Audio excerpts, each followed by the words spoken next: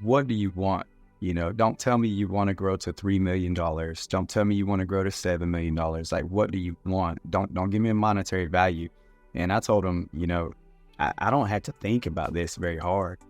I want to create a place where people can come and they don't know what they want to do in life yet. And they can actually move into a position and maybe they find what they want to do in life. Or maybe they just find a place they can sit for a while and they can be comfortable.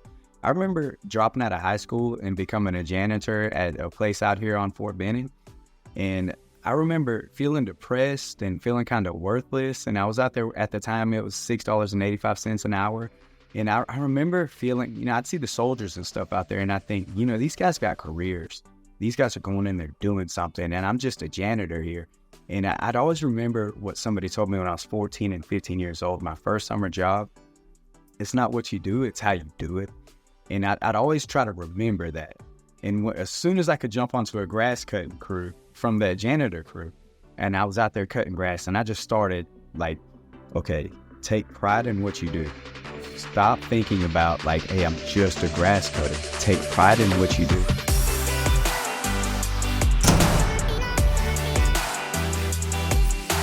Awesome. All right, we've got Marcus Mitchum with Mitchum Lawn Care here joining us on the Pet Waste Millionaire podcast. My name is Ben Gonzalez, Vice President of Communications at White Picket Team Management, and the Pet Waste Millionaire EJ McCoy with us. So we're really excited, Marcus, for you being here, man. So we met in Dallas, in Plano, through the Simple Growth Mastermind group back in was it November? I think it was November of this past year. And dude, you had some really good questions while a couple of keynote speakers had opened up for Q&A. And the first thing that I thought was, this guy genuinely cares about growing his business and taking care of his people. And the second thing, he really likes Jonathan Potoshnik. Yeah, Jonathan Potoshnik is something else, man. I've been watching him for years. It was accidentally stumbling upon him, just kind of browsing YouTube. And yeah, it was, those early years, I learned that music does one thing for you, but finding educational things to listen to. And Jonathan just had a way of breaking things down for you. Absolutely. Yeah, he's really someone else. And so I am excited for us to talk a little bit about your business, talk a little bit about your journey, what the future looks like and how things have gone for you. And so, Marcus, would you mind just really quickly give a quick introduction of yourself, where you're located, and what business you run? Yeah, so I'm Marcus, and I actually started this business off the back of a very small pickup truck with a broom and a borrowed push mower. And I just saw a need and an opportunity, and I had a young family at the time and decided I was going to get going. And in the beginning, it was about making money for myself and surviving, buying diapers and dinner at the end of the night. But at this point, it's really about taking care of other people and helping them to do the exact same thing. And that's one thing that I try to remember every day when I'm dealing with my people is the scared young man I used to be, when I was that age, and the fears that I had, I try to kind of remember that on a daily basis. But yeah, I'm located here in Phoenix City, Alabama. Right, you could throw a rock across a bridge and you're in Columbus, Georgia. So Columbus, Georgia, Phoenix City, Alabama. Okay, awesome, man. It's about 20 years, almost 20 years. 20 years, wow, that's great. So how many team members do you have? I think we got about 16 on payroll right now. A couple of them are high schoolers. They come in on the weekends and they're in summer break. Crazy thing is, those guys that are coming in really hungry and young like that, they haven't picked up a lot of bad habits, so they can kind of pick up on our system and how we do things. And it's amazing watching the young people, how hungry they are. And it's really cool when you see that guy that kind of reminds you of yourself when you're younger. You can't make them be yourself exactly, but it's really cool, like kind of seeing yourself in their shoes. Yeah. And I remember, I think I was 17 or 18 years old when I first started doing manual labor for a job. Like I was making money working in construction. I was doing some demolition jobs. And I remember being a part of that team, even though it was for, like you said, it was like summer work. Picked up a lot of good habits of work ethic working with some of those people. And I carry a lot of what I learned from those people into today and what I do. So that's awesome that you guys are providing that same level of opportunity for other youngsters to get in there and show them the Mitchum way. Is that a thing? You should coin it if you don't.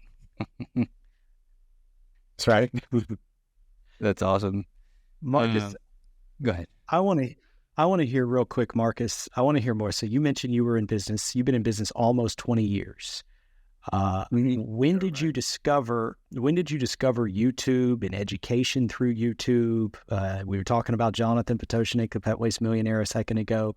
At what part of your journey did you discover that? Did you discover both YouTube and Pet Waste Millionaire? Excuse me, Lawn Care Millionaire. Yeah, so YouTube, I got to, I was born in 84. So, YouTube became a thing while I was, alive, obviously. Yep. And so I knew YouTube well before Jonathan. And it just so happened to be, the system is smart. They know you're a grass cutter. They know you're a pooper scooper. So they know what to sell you.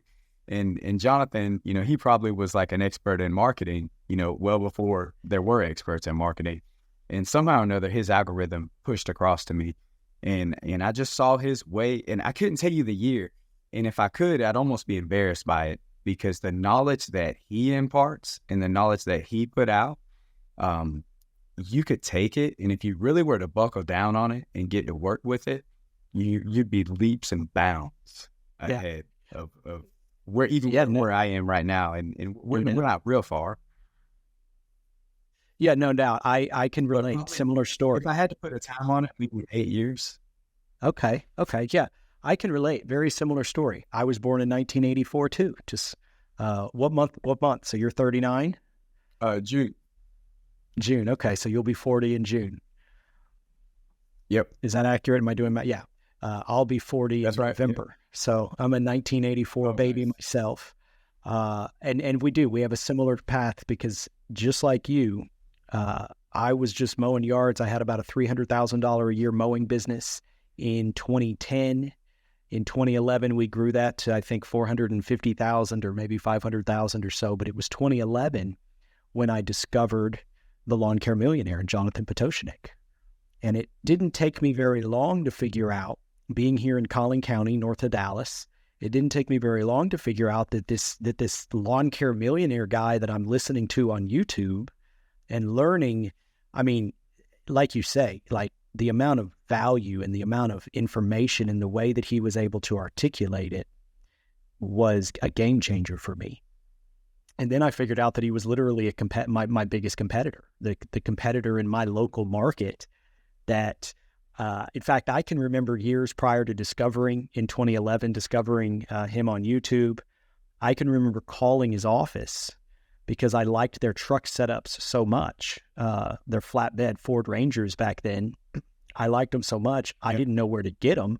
So I literally called their office and I asked, how can I buy do you have any used trucks for sale? Like, I was trying to buy their trucks. So no, you and I have a very similar path. I discovered him back in about 2011, and from 2011 to 2016, 2017, he was very much so a mentor to me. I simply just copied what he was doing and what was clearly working. It started out with, requiring credit cards, simple things like requiring credit cards and not being afraid of price increases and bringing value when you implement a price increase. And the things that he taught literally are the reason that I have the business that I have today. So you definitely were speaking my language when we were together, and we were doing the Q&A back in November. And you were speaking my language on your questions and just your excitement, because he has had an incredibly positive impact on my life.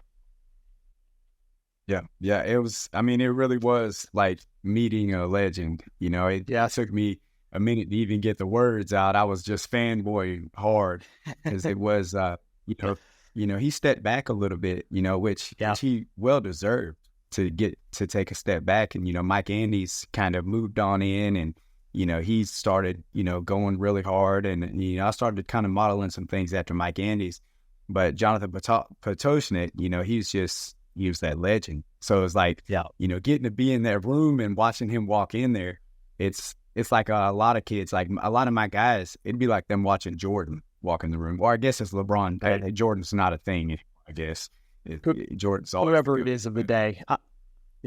Right. Yeah.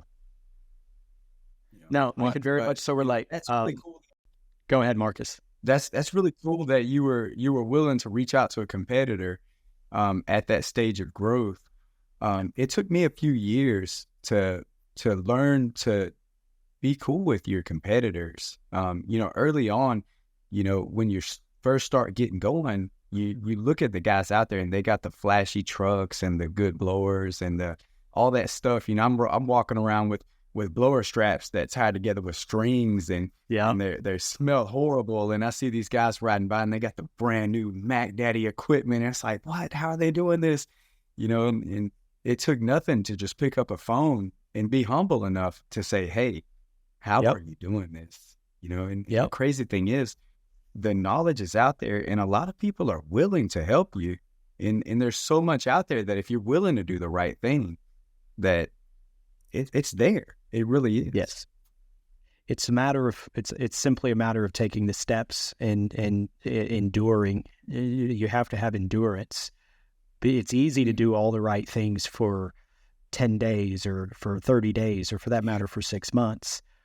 It's about endurance over the years. And I can literally remember, I was fortunate enough to be able to build a relationship with Jonathan. So I had discovered him on YouTube. This is in 2011. And at the same time, I had brought in my business partner we'd started Scoop Soldiers that same year. And the whole reason I discovered Jonathan and the Lawn Care Millionaire was because my business partner, I was still using spreadsheets. In case you didn't figure out from the beginning of this podcast, I'm not the most tech savvy individual.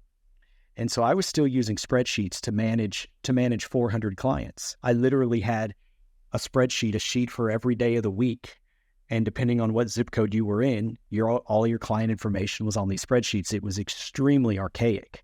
And so I brought in this business partner that we started Scoop Soldiers, and he was also going to help me build this mowing business. And this is in 2011. And he introduced me to the Pet Waste Millionaire on YouTube, but he said, this guy, he's the owner of City Turf, but he also has this software, this technology that we should really look at called Service Autopilot. And so in May of 2011, I get on a call with Jonathan. Service Autopilot was so small at the time, I literally was able to just get on a call and talk to Jonathan. And I'll never forget, I had the most ignorant question. I said, Jonathan, here you have this technology, but you're my biggest competitor. I said, what's to say that you're not going to go into my Service Autopilot and take my clients? And Jonathan, in his most humble of ways, was like, EJ, Service Autopilot is going to dwarf City Turf by every measure. And he said it in the most humble way, in his way, but he said it's going to dwarf it. He goes, it would make zero sense for me to ever do something like that. And so from there, we had a really long conversation. It was like 2 hours. I took all of his time. But from there, I made it a point to say, can I buy you a meal every chance I get? Can I can we set something up? And for multiple years, we would get together every couple of months or every 6 or so months. And I remember, and I talk about endurance, after about 3 or 4 years, as my business had grown, I don't know, I think we'd grown to like $1 million to $2 million, maybe right at $1 million. And it was really painful. Like the day-to-day was so miserable. The labor challenges and all the challenges that are notorious in this business, but they're notorious in all business. And I was just still immature. And so I literally was like messaging him, basically trying to get him to buy my business. I don't think I've ever told anybody else, but I was literally texting him, like trying to I was just so tired of my business. And it was Jonathan who was like, what are you going to do if you sell your business to me? Like, what are you going to do? And he had a good point. Like, what was I going to do? And so he was always very much so like, stay the course, stay the course, stay the course. And I'm really glad I did, because he knew what I didn't know at the time. Like, there's a light at the end of the tunnel. You get to a certain scale, you're going to enjoy what you do. It took about 5 more years, but he's always been there, figuratively and literally, on YouTube, but also elsewhere, to be able to help with those tough times. And that's what we're doing here with this podcast, and what we want to do in general is to inspire entrepreneurs in these industries to see through it, to build that endurance, because it's necessary. It's necessary for the long-term growth of anybody's business or anybody personally. Yeah, Marcus, that's amazing. I would love to know, because you mentioned that you are now in a position where you're trying to impact the younger generation, and it's not about you and surviving, it's about other people. So walk me through, like, what is it on the day-to-day that motivates you to keep on pushing? Oh man, seriously. We had, I don't know if you guys know Dan Rouse or not, but Dan Rouse was on a call with me probably about a year ago, and he was asking me, what do you want? Don't tell me you want to grow to $3 million. Don't tell me you want to grow to $7 million. Like, what do you want? Don't give me a monetary value. And I told him, I don't have to think about this very hard. I want to create a place where people can come and they don't know what they want to do in life yet. And they can actually move into a position, and maybe they find what they want to do in life. Or maybe they just find a place they can sit for a while and they can be comfortable. I remember dropping out of high school and becoming a janitor at a place out here on Fort Benning. And I remember feeling depressed and feeling kind of worthless. And I was out there at the time, it was $6.85 an hour. And I remember feeling, I'd see the soldiers and stuff out there, and I think, these guys got careers. These guys are going in there doing something, and I'm just a janitor here. And I'd always remember what somebody told me when I was 14 and 15 years old, my first summer job. It's not what you do, it's how you do it. And I'd always try to remember that. And as soon as I could jump onto a grass cutting crew from that janitor crew, and I was out there cutting grass, and I just started like, okay, take pride in what you do. Stop thinking about like, hey, I'm just a grass cutter. Take pride in what you do. Well, obviously, the money side of things is still there. You can take pride in something all day long. But we've moved over to P4P over this past year or two, and I've been able to see my guys take home, $900 to, I've seen one guy take home a $1,700 paycheck. And you know how proud I was that week to watch a 19-year-old, he was 19 years old, take home a $1,700 or $1,800 paycheck. Dude, I was probably more proud about that paycheck than he was, because I'm looking at something and I'm thinking about myself at 19 years old. I'm struggling to pay for diapers and meals, take home a $1,700 and $1,800 paycheck, and I'm thinking, he can actually make a career with this. My dream is to build a place that young people can come in here and they can look at that org chart on the wall and say, you know what, I want to be a grass cutter this year, and for the next 2 or 3 years, I want to go out here and I want to pour myself into that. Because some people, they don't want to. You cannot put me in an office and just have me sit there around the table all day. I'll get tired of looking at you guys. I just get sick and tired of it. I don't want to talk to the customers too much. I'd rather talk to their dogs than I'd rather talk to them. And I'm the type of guy, I want to be out there and I want to just be in my own thoughts, and I want to throw some Jonathan Potoshnik or some Mike Andes or maybe you guys, I want to listen to some knowledge, and I don't want people staring me in my face all day. And there's so many people out there that's wired like that. I want to create a place where they can come do that and get paid and be proud of what they do.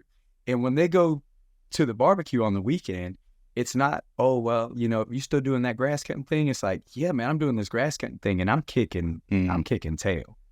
Yeah, that's awesome. That's my dream. I honestly, one day I'm going to build a shop and we're going to have a swimming pool in the shop. We're going to have an indoor swimming pool. And now this sounds crazy, but I'm telling you, it's going to happen. I had my office manager one year. My office manager one year said, "What would it take to get a swimming pool at the office?" And I thought she was nuts. I'm inspired though. That's a great idea. I mean, you think about it. We get guys sometimes, these younger guys, and they come in and they're asking me stuff, and I'm by no means a genius, but they come in, they ask me, you know, hey, what do you think? I'm reading this book, Richest Man in Babylon. Oh, that's a great one, man. Pay attention to that one. It's really going to teach you about investing and all that good stuff. And I'll catch these guys come in at the end of the day, because now I've gotten stuck in an office position that I can't stand. But they come in at the end of the day. They're off of the clock for 2 hours. They're on P4P. They know they're not generating any revenue. 2 hours later, they're still talking to me. Their wives and their girlfriends, or somebody's calling them and saying, hey, where are you at? They might as well be in a swimming pool. You know, it'd be awesome. Get off of work and you're going to hang out here anyways. Let's have a cool place for you to hang out. I want my guys one day to be at the barbecue and they're like, yeah, I usually stay after work and swim for a while. That's cool. So awesome, man. Well, I mean, manifestation is a real thing, Marcus. You're going to make it happen. That's right. Yeah, absolutely. So we were, Ej and I were at another lawn and landscaping business this morning. We were doing a shop tour and we were talking to them. And so inside of their shop, one of the things that they have on a big poster is 3 things that define what winning is at our company. And right beneath it, it's talking about how we're here to help you build a career, not just be in a job, right? Exactly what you're talking about. And then right next to it, on an adjacent wall, it has a manager's position and their responsibilities and what that organization is holding that person accountable to, so that other people can see that. And in a positive way, it's giving clear direction on how you can impact your own life and build a career out of military lawn cuts. And I noticed right behind you, sir, is I assume core principles, values, something along those lines. Talk to me about that. I want to see that. Yeah. So, that's our core values there. The most important one I feel is at the top, because that's the one when everything else is out of the window. I don't care what you're going through. You can be in the darkest place in life. If you've got that attitude of gratitude, it will center you, and it will some gravity to your life when you're in a tailspin. There's something you're grateful for. You know, my son just lost his dog of 8 years. They were just shoulder to shoulder. They slept in the bed together. And this kid is, I mean, he's cologne and working out, physical fitness, and he's sleeping with a dirty dog. But that's just how much he loved this dog. And, you know, I had to remind him, you know, while he's just beat up about it. You know, his dog was so important to him. I had to remind him, like, look, you need to be grateful that Bang was such a good dog. And just that spin of that attitude of gratitude. Of course, it doesn't take away the fact that you lost your buddy, but to think about the gratitude you got, that you get to hold on to, that gratefulness for that time that you did, that other people didn't get. Bang, he was yours. And a 24-year-old guy come in and he's telling me, you know, he did a couple years in the military and he couldn't follow our 19-year-old that's a crew leader that's been with us before he graduated high school, and he worked his way up and he's a crew leader. He comes in and he's fussing bad. And I sit him in the desk across from me. It feels weird being in that position, but I tell him, look at that core value up there. We work together as a team. He is your team leader. Now, here's the situation. The kid's name, never mind. But I looked at him and I said, hey, man, you need to understand something. Here's this bucket right here. Our core values are inside this bucket. Right now, you're outside of the bucket. Now, I'm not telling you got to work together as a team, but here at Mitchum Lawn, that's our core value. And if you're going to be here, you got to be in the bucket with us. And he looked at me and he said, you know what? I can understand that. And I like everything you guys got going on. I'm going to work on that core value and I'm going to work together as a team. He said, bring him in here. I'm going to shake his hand now. And it worked out. The core values keep even me in line. I've had my operations manager say, hey, you know, we take accountability for our actions. You owe that guy an apology. You go take accountability and you apologize for the way you spoke to him, because you would not have wanted somebody to speak to you like that while you were that age. Yeah, EJ, you dismissed me at lunch recently. I need to hold you accountable to that situation. You owe me an apology. The difference is, though, you say I owe you an apology as if I haven't given you 15 apologies. So the question is, Ben, I held myself accountable. I totally forgot, and I did apology. So the question is, this is just a little banter. Forgive us, Marcus. How many times do you expect me to apologize for forgetting that you were showing up to that lunch?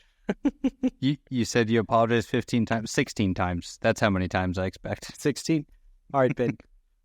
I genuinely, from the bottom of my heart, am so sorry that I forgot Marcus, you were going to be showing up to lunch.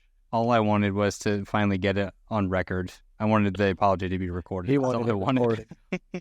No, in all seriousness, we had set up. A lunch was set up for me. Actually, a gentleman reached out to me through LinkedIn. Awesome guy, a local franchisee here for a few different brands. Actually, he's a multi-brand franchisee, and he reached out. And my awesome marketing coordinator, Sydney, she worked to set it up.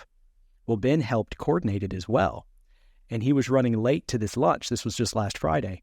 So he shows up about 10 minutes late. And me and the gentleman had already sat down and we were talking. And Ben walks up, and you'd have thought I saw a ghost, because when you're not expecting to see somebody, you're like, it kind of like throws you back. It totally threw me off because I didn't realize he was coming to lunch. I'm really glad he came. But it totally missed it. So, and I'm not very good at hiding or like faking that stuff. Like, I could have just played it off like, oh yeah, good to see you, Ben. Sit down. We got you. Here's your menu. I didn't at all. I was like, Ben, I'm so sorry, but I didn't realize you were showing up here today. Didn't have to say it out loud. Nice and trustworthy up there too. Exactly. So, exactly. Character, you're awesome. gonna keep it real. If there's nothing else, I'm gonna at least keep it real. Maybe sometimes too real. It's a good thing. Get you in trouble sometimes. It will. I can relate to what you said about that. I wasn't kidding. That's why Ben's on here. It's to keep me on track, and because sometimes I'm just gonna go way off track. He helps bring it back. And for a change, I got us off track. You did. Yeah, that was my bad. I'll take accountability for that one. My bad. So, Marcus, you have obviously a few others values on that board. What's one other one that is really important to you guys? So they're all equally of importance. Sure. Yeah. Obviously that attitude of gratitude, really means. To me, it's it, because a lot of times you're gonna come into work, especially when you're in the grind, and it's gonna be worse than the day's gonna be worse. How do you say this? There's gonna be more bad days than good days. Sure. When the road really meets the road, it's most people outside of a lot of owners, I guess, but I'd say even the owners get so bogged down. EJ, you said you were there when y'all were around $1 million. Before we could break into $1 million, I was definitely there. I felt like it was kind of killing me, really. But that attitude of gratitude, I got to stop the guy sometimes. I'll see him dragging in here, and I can just tell this is the last place they want to be. And a lot of times I remind them, look, try to remember that first day you got here and you were needing this. You try to remember that and try to get yourself back there. But taking pride in our work and how it impacts our community, I try to remind the guys that it's not just about you taking pride in it. But I had a client one time call me up, and he had one of the most difficult yards, and you had to push mow the whole thing. It's up on a hill. He wanted to sit out there and watch you. And there was one week where he wasn't out there, and the guy said, hey, he wasn't out there. The guy called me up 2 days later and said, hey, man, I'm really, thank you guys for always being there. I didn't have to stay out there. I wasn't even home, but my yard looks amazing. I got to let you know, I just lost my wife.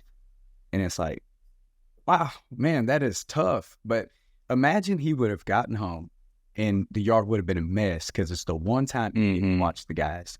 And on top of this huge thing, I mean, a 50-year marriage, and he gets home and that's the last thing he wants to see is the gate got left open and grass clippings all over the, but he gets home and one of the important things in his life that's least of importance at this time, he calls the lawn man up and says, "Hey guys, thank you." And obviously he wanted to talk, he wanted to talk about a tough time in his life. And I took the opportunity to talk to him a little bit. But I try to remind the guys that, some of these ladies, we service their yards, their husbands service that yard for 20 years. And we'll never measure up to that man. We never will. But the last thing she wants to see is your young self jumping out, whipping through this yard real fast like you don't care about it, flinging the gate open, running to the truck and leaving. You need to at least say hello to her. If she offers you a cold glass of water, hey, pour it on a plant or something, but be friendly because this matters to her. So much. Yep. You might be doing 1 out of 15 yards that day, but this is the one job she's looking at. You need to take pride in your work, and not just pride in your work for us, but how it's impacting our community, because it matters. Yeah, it matters a lot. And, I always tell our team members in that same vein, it's incredible how much of a response you can get by simply smiling. If you see a homeowner, if you see their neighbors, if you see somebody just walking down the street, just literally smiling and putting a smile on your face has really an infinite domino effect of positivity, just by simply smiling as opposed to frowning when you're out and about your day. No, absolutely. Hey, I did want to circle back on something if y'all let me. EJ, you mentioned y'all went from, like 450,000 up to $1 million within a year or 2 years, somewhere around there. Yeah. I think a large part of that was you surrounding yourself around Jonathan. And there's something I heard Tommy Miller say on a podcast a while back. He says, and it's a cheap one-liner, I guess, but it's your net worth. Or your net worth is your network, or your net worth. Your network equals your net worth. Yes, that's actually there was a right. The man who married my wife and I, he's a pastor. His name's Joel Scrivener, but he also he's written some books or a book. He was a world champion, but his entire book is very much so. What did you just call it? It's almost cliche, so to speak. But at the same time, it's only cliche because we've heard it before. We've heard it numerous times, so many people have not heard that. But, and I honestly, I agree with that specifically. You mentioned your net worth is equal to your network is equal to your net worth, however it goes. I know what you're saying. And I used to not like that. I didn't like the spirit in that saying, because it's almost as though you're equating relationships with a net worth, with financial gain. And if you're only going about it, that's disingenuous. If you're only going about it for that reason, that's just disingenuous. But I say I used to not like it. I like it now because I understand the premise. And as long as you're looking at it from the proper lens and you're not looking at it from like a cynical or a negative lens, then it absolutely rings true. Who you have relationship with, who you hang, or it goes right back down to everything that our mothers and our fathers taught us. Who you hang out with is going to dictate who you become or what you get out of life. You hang out with, I've recently started using this comment. You hang out with ducks, you're going to be a duck. You hang out with eagles, you're going to be an eagle. And nobody wants to hang out with a bunch of ducks. Another way to put it is, you want to hang out with a bunch of Eeyores, or you want to hang out with Tigger, if you think of Winnie the Pooh. But there's so much truth to that. And it doesn't stop when you become an adult that who you hang out with matters and that rubs off on you in a positive or negative way. It actually matters whether you're 18 years old or whether you're 50 years old. Who you're associating with and the attitudes of the people you're going to associate with is going to have an automatic effect. Another one I like to that same note is you are the, now I'm going to butcher this one too. You are the, Ben, help me with this. You're the sum of the of the 5 people. Yeah. Thank you. Right. Sorry, a little delay there, but you are the sum of the 5 people you spend the most time with. So much truth in that. It all goes to association. And that's why YouTube is so magical, because you can be in the worst environment, and maybe you don't have complete control of your environment. Though I would argue that most people do have more control than they let on. But maybe you don't have in that immediate moment the most control of your environment. Maybe you work in a toxic environment for that time, and you don't have other opportunities at the immediate moment. But YouTube is always there, and you can always go there to learn attitude and mindset, and to get and to associate through video, to associate with the people and the mindsets that you're maybe striving to be. No, I agree. But on the same note, I feel like YouTube can get you in trouble as well, because I feel like you can follow the wrong ones. You know, I know Mike Andes kind of was going back and forth with some guys because there's so much, get rich quick stuff out there, and it's like, man, I can go pressure wash, in my part-time and make $500,000 this year. And it's like, bro, do you understand how many O-rings that got blown out of his pressure washer and couldn't get a job done? Do you know how many L's that man has taken to get? And do you really understand what it's going to take to go and do what he's maybe being truthful about, maybe not? Yeah. So, it's a good versus evil when it comes to this social media. No, you're exactly right. You've got to be mindful of what you're listening to and recognize that because anybody can do it, So you've got to use good sense. You've got to use, I say good sense, you got to use common sense, and you got to recognize that not everybody on YouTube necessarily has the exact same philosophies. And you're right. You've got to find that's what it is. You got to find the people on YouTube that share a lot of your mindsets and philosophies. You can usually find that. If you're looking to get rich quick, those get rich quick guys are quite entertaining. You're going to probably end up with some pain and some heartache before you're going to learn some hard lessons. But the people usually looking for get rich quick are usually they're going to find that. They're going to find that justification. But if you're not looking for that, you're going to usually spot that real quick and recognize that that's not exactly wisdom. Absolutely. Going back to that, your net worth, show me your friends, I'll show you your future.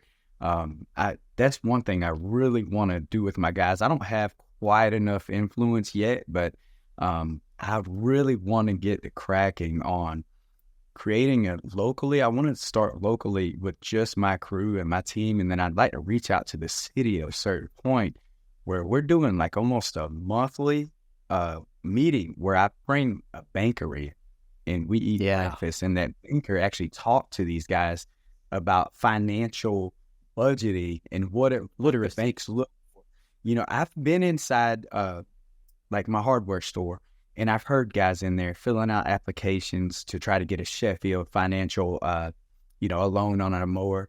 And I hear them say, the loans are only good for old folks. Loans are only good. They know when you fill out that paper, they know where you came from in your background. They know who your mom and dad are.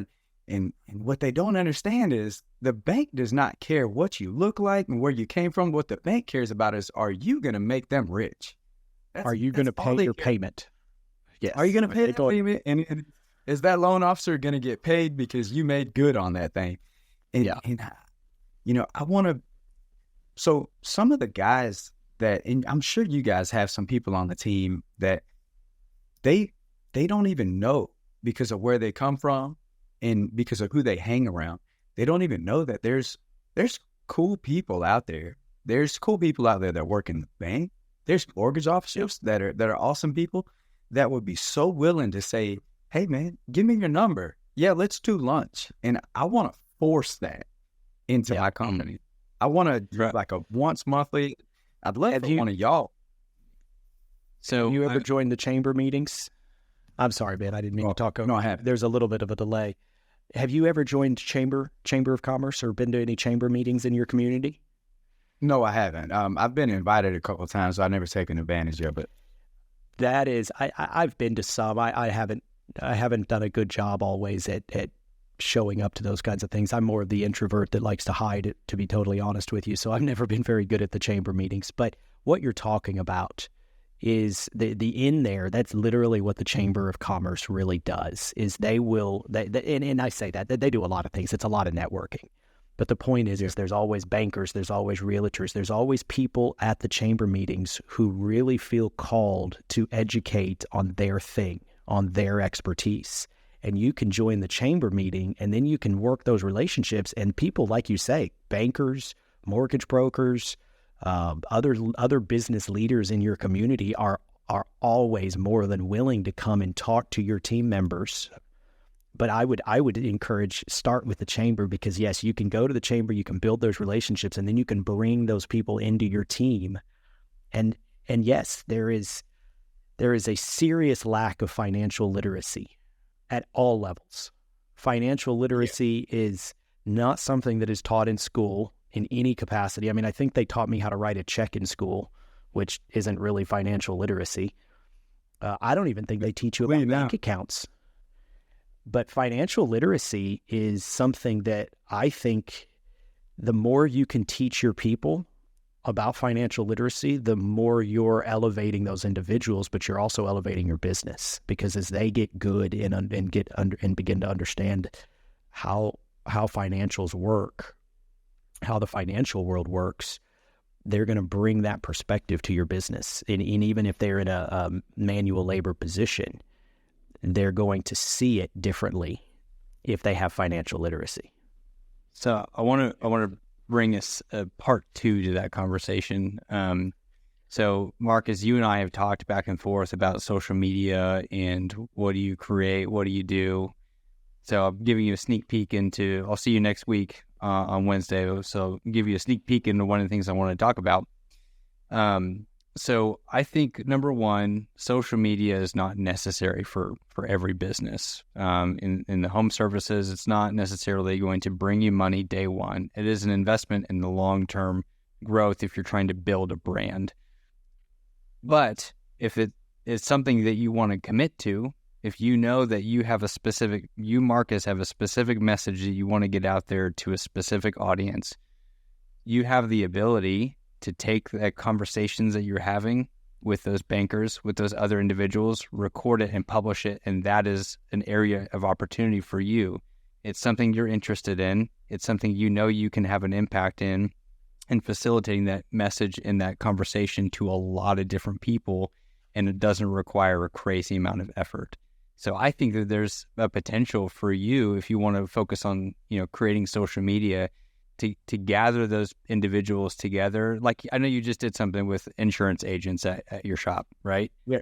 Right. Yeah. So throwing some cameras up, a phone, literally just a phone, throwing a phone up and recording that conversation, even though they may be talking to an audience, you can still record it and you can have a conversation back and forth with that person. And then you can publish that on social media, and you've killed two birds with one stone, so to speak.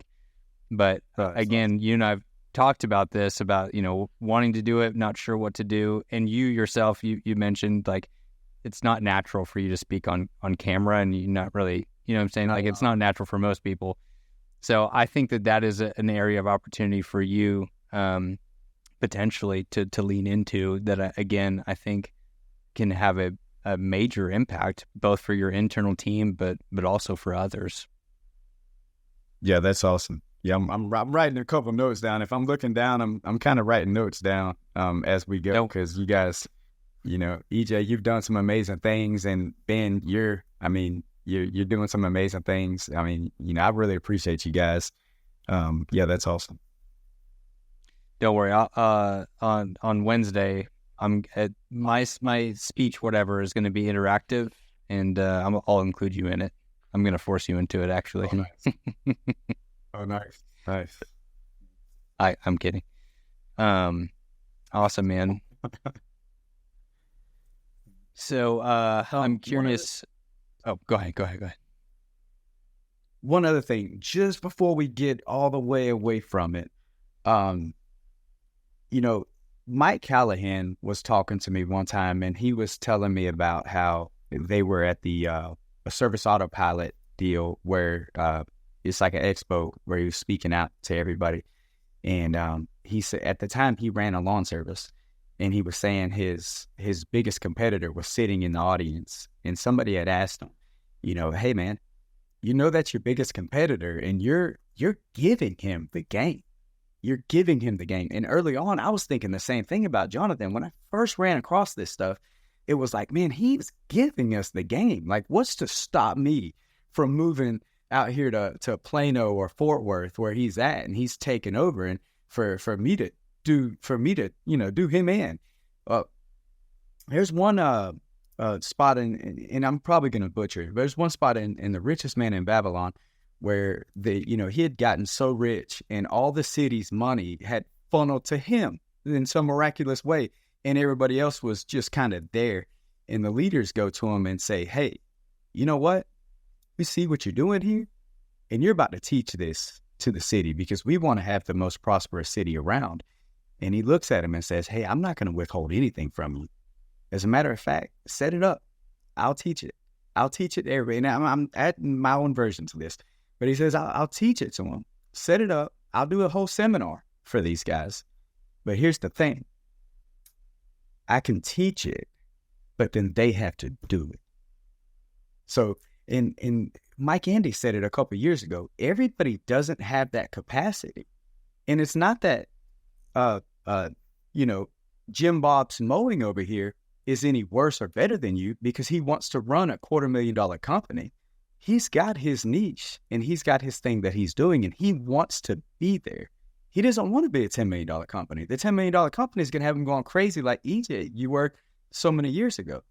And I had to really realize that the getting to know people and actually, for one, sharing knowledge back to them, for one, it gets it deeper inside of me because I'm trying to teach it to him. But for two, it makes him better and it causes him to raise his standards up. And it's not a matter of like, oh, well, he's going to come back and he's going to kick my tail. No, if he's going to kick my tail, he's probably going to do it anyways, whether he had my knowledge or not.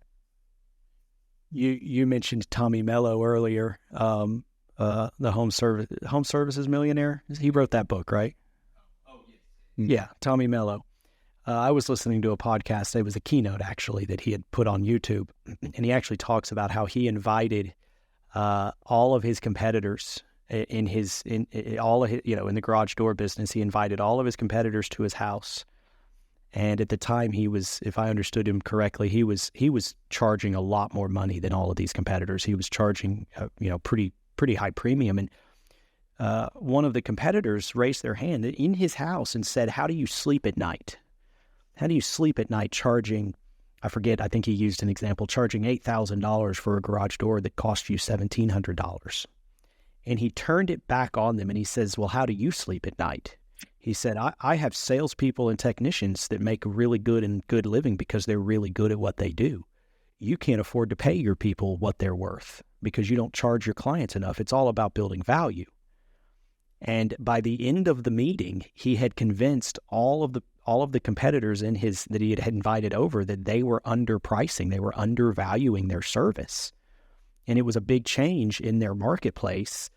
Because the low ballers tend to drag you down, and they don't produce excellence.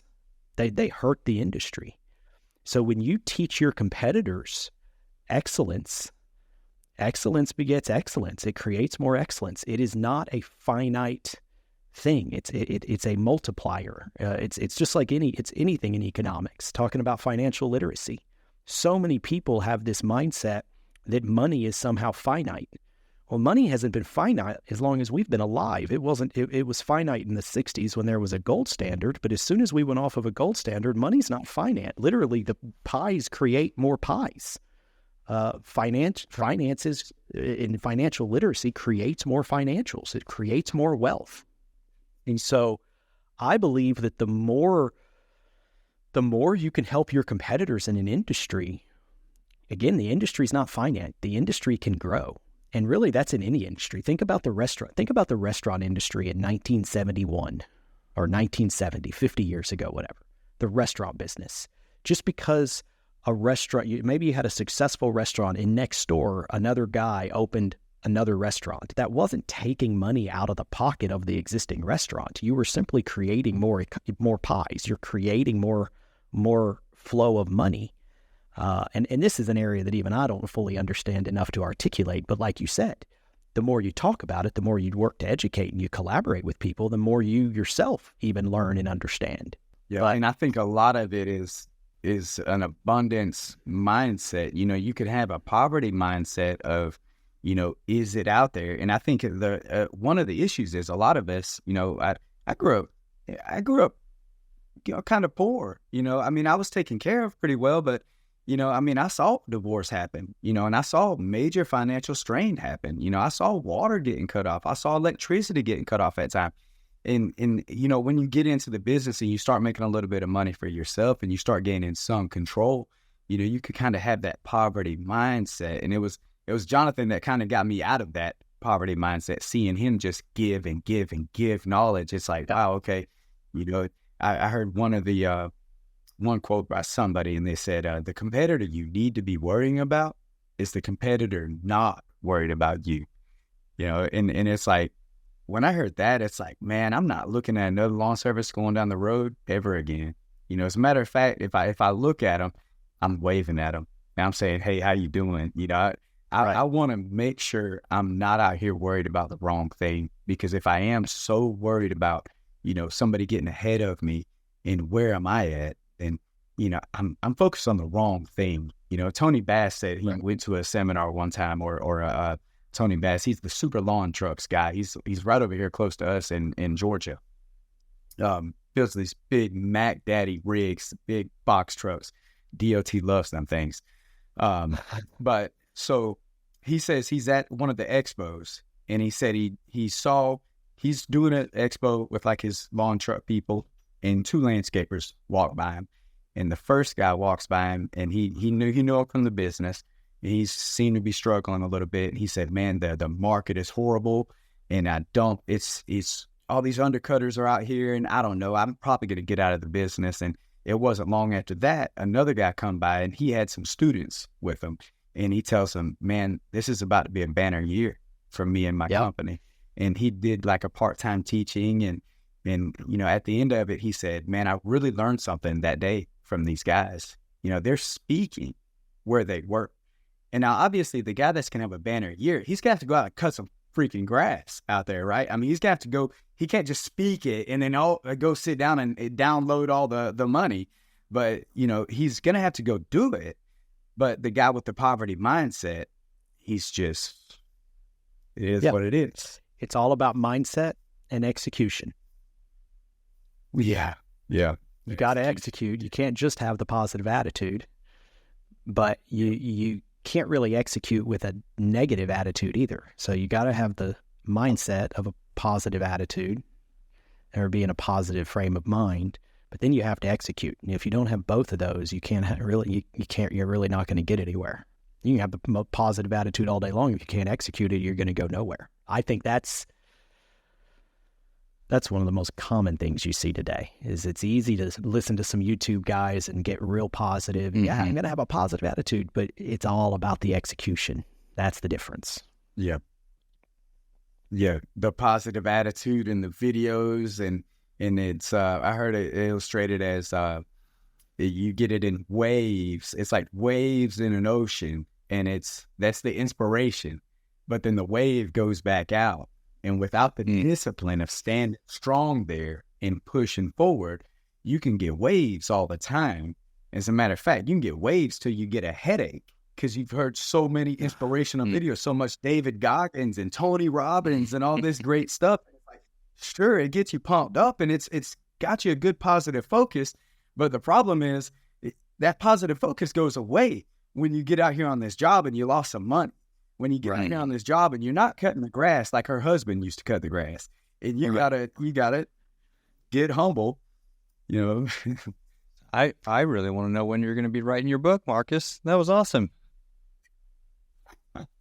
A book, a bunch of other people it just blippets from everybody else's books, and I'll just write my own. Look, that's the beginning of most all books. Yeah, 100%.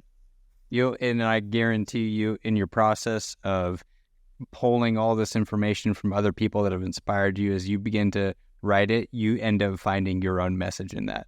I guarantee you that's how it works. Or you can create a social media post, one or the other. So I almost hold my breath when I talk on social media. I cannot get over that. Yeah, dude, I'm right there with you. I don't understand it. But again, as DJ was saying, it's all a matter of execution. That's right. Yeah, over time. So Marcus, I really find it incredibly important, and it's a non-negotiable, so to speak, on our podcast, to give you, our guests, a minute or however long you'd like to take, and any kind of message that you have that you want to get out there, whether it's to your team members, whether it's to just the general public, or any entrepreneurs, any struggling business owners, anything you want to say. I want to give you a second to share anything that you feel is important. Okay. I know I promised to not put you on the spot, but now I am. Yeah, no, you're good. No, that's awesome. I guess something, you caught me right at the tail of our season where we're slow. And it's tough. I was telling my operations manager earlier that it's the only stress I've got right now. It's not a matter of being overworked. It's a matter of being underworked. And I was telling him, I said, man, I'm so glad March is right around the corner. That darn groundhog, I really hope he's right this year. He says we're going to get an early spring, and that's exciting. And I looked at him and I said, but I'll be honest with you, I really, financially, I'm okay. I can pay my bills. We've built to a certain point where it's okay. But I was telling, Keith, he's my operations. I said, sometimes I feel like I'm more worried about it than my guys are. I'm worried about their hours. That's what I'm really worried about. That's, if I see I can only provide 25 hours for a guy, it's like, man, what can I do? I got to get him out here and wash my truck, or we got to go, do some of his yard for free or something. We got to figure something out to pad some hours. This has not changed in 20 years. And we're getting smarter as we go to build out work, to do a little more marketing, and we're getting smarter as we go. But I think in the service industry period, whether you're car detailing, whether you're pressure washing, whatever you're doing, service industry, I feel we're the first one to get cut. After Christmas and after holidays, people, their money gets tight. It is what it is. It's the market. It's what is the market demanding at that time. And you're at service, and you're at beck and call to the market. And what I would say, my thoughts, especially lately, have been, some of these younger guys that are just getting into the business, and they might see, if we're struggling and we've got 650, reoccurring clients in the on season, and that busts down to 450 in the off season. If we're struggling, what about the guy that's padded out to 50 and 60? Where's he at? That he's probably over here working a part-time job.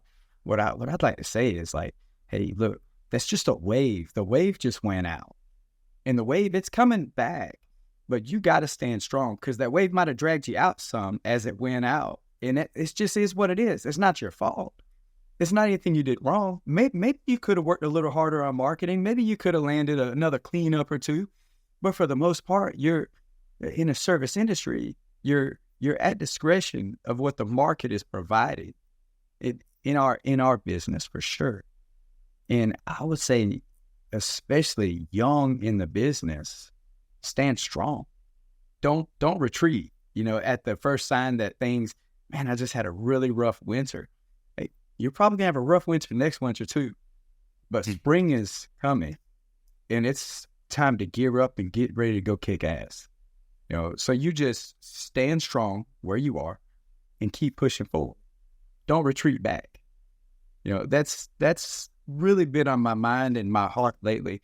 And I'm really trying to, Ben, you said it to me the other day, as the owner of the company, it's my job to instill or create stability for my team. And that's one thing that I'm trying to, when I come in and I tell my guys like, hey, look, you just got 5 jobs today. Don't worry, you got 20 more working days until March hits. And these weekly contracts, they pick back up. And this one that you hated, you're going to love to see them March 1st. This cleanup that in the middle of the summer you would have hated to go do, you're going to be begging to go do that thing now, because that's going to be your first $1,000 paycheck that week, buddy. So just hold tight. It's coming. And I guess, just understanding or kind of being ready for the seasons of life, because, the seasons are there and there's nothing you can do about it. There's going to be those thriving seasons and there's going to be those down seasons, and it's just a matter of learning how to, for one, emotionally and mentally know that they're coming, but also preparing ahead of time. Solomon said the ant, how he worked so hard and he got ready, and we got to learn to be more like the ant sometimes. If it wouldn't be weird, I'd get up and scream, because you just got me like jazzed up. Let's go. I love it. That was awesome. That's good, man. So I'm actually, I thought about this last week, and I felt inspired, but I didn't do anything about it, and it kind of it bugged me. And so I'm going to do it today. Marcus, would you mind if I prayed us out? Absolutely. I'd love it, man. Sweet. Awesome. Let's do it. Heavenly Father, thank you so much for the time and space that we have had today to be able to connect with people who are across the country and get to have a conversation about the kind of people that we want to become, the kind of impact that we want to have, both in our team members' lives and in our communities. And Jesus, we're thankful that you are the inspiration and you are what fulfills us and provides for us to be able to do those things. So Heavenly Father, as Mitchum Lawn Care and the team is about to head into their spring, God, we pray that you would inspire Marcus and his team leaders to equip his team members with mindset, with action, with structure and stability to be able to go and execute and impact people's lives in the most positive way possible. God, we ask that you bless his business and you bless his team. In your name we pray. Amen. Amen. Amen. I really appreciate it. Marcus, it's a pleasure to have you, sir. Thank you for the time today, truly. And I'm grateful and looking forward to your spring and watching you grow. Hey, just so we can get this live, both of y'all, when I get my monthly going, I need one of y'all, both of y'all, to do a conference call with us. And y'all, I'll need my guys to meet you guys sometime and know that they got friends that are doing absolutely amazing absolutely things. We're here to support. That's really what the vision of White Picket is. White Picket team, and what Ben's working on every day alongside Scoop Soldiers and Shorby. So absolutely, whenever that time comes, make sure you reach out to us.